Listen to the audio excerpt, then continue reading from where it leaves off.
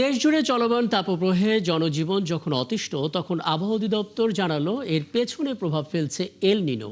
প্রশান্ত মহাসাগরের অস্বাভাবিক উষ্ণতা থেকে সৃষ্ট এই জলবায়ুগত ঘটনা বছরের শেষ পর্যন্ত সক্রিয় থাকতে পারে। ফলে স্বাভাবিকের তুলনায় কম বৃষ্টিপাত, কয়েকটি তাপপ্রবাহ এবং তাপমাত্রা আরও বাড়ার আশঙ্কা রয়েছে। বাকিরা জানাচ্ছেন সবুজ মাহমুদ।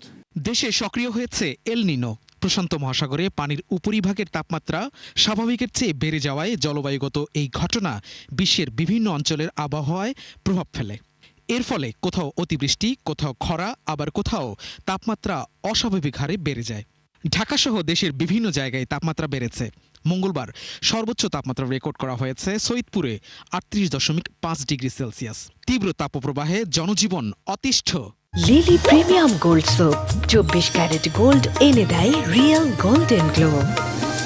গরম বেশি, রোদও বেশি, দুটাই বেশি। কালকের চেয়ে ডবল, কামাই কম, পরিশ্রম বেশি। এই যে গরম যে তাপমাত্রা পড়ছে তাতে দেখা যায় যে আপনার ঘন্টার মাথায় পানি তৃপ্তি পায়, অনেক গলা শুকিয়ে যায়। তাপমাত্রা অনেক বেশি, তো মানুষ ক্লান্ত হয়ে যাইতেছে। এই জন্য আখের শরবতটা অনেক উপকারী, খাইতেছে সবাই। আবহাওয়া অধিদপ্তর বলছে এবছর জুনের শুরু থেকেই বাংলাদেশ সহ এই অঞ্চলে এল নিনো সক্রিয় হয়েছে, যা ডিসেম্বর পর্যন্ত স্থায়ী হতে পারে। এরই মধ্যে এল নিনো শক্তিশালী অবস্থায় রয়েছে। জুন থেকে একদম ডিসেম্বর পর্যন্ত এই শক্তিশালী দশা সে ধরে রাখবে।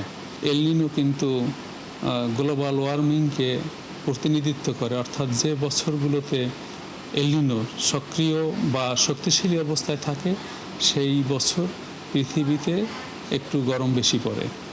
জুনে 2 থেকে 3টি মৃদু থেকে মাঝারি ধরনের তাপমাত্রা বয়ে যেতে পারে বলেও জানিয়েছে সংস্থাটি। যে রেঞ্জকে অতিক্রম করে এখন কিন্তু 36 থেকে 38.5 ডিগ্রি সেলসিয়াসের মধ্যে বাংলাদেশের তাপমাত্রা বিরাজমান, অর্থাৎ স্বাভাবিক অপেক্ষা ইতিমধ্যে তাপমাত্রা 1 থেকে 6 ডিগ্রি সেলসিয়াস বেশি আছে সর্বোচ্চ তাপমাত্রার ক্ষেত্রে, এবং রাতের তাপমাত্রার ক্ষেত্রে 1 থেকে 2 ডিগ্রি সেলসিয়াস তাপমাত্রা কিন্তু বেশি আছে স্বাভাবিক অপেক্ষা। 2024 সালে এল নিনোর প্রভাবে দেশে তাপমাত্রা উঠেছিল প্রায় 40 ডিগ্রি সেলসিয়াস। এবারও এই ধরনের পরিস্থিতির আশঙ্কা উড়িয়ে দিচ্ছেন না সংশ্লিষ্টরা। 35 দিন তাপপ্রবাহ বয়ে গেছে বাংলাদেশে। তবে এই সময় একটি মৌসুমী নিম্নচাপে পরিণত হওয়ার সম্ভাবনাও রয়েছে। ফলে দেশের বিভিন্ন অঞ্চলে বিক্ষিপ্তভাবে ভারী বর্ষণও হতে পারে।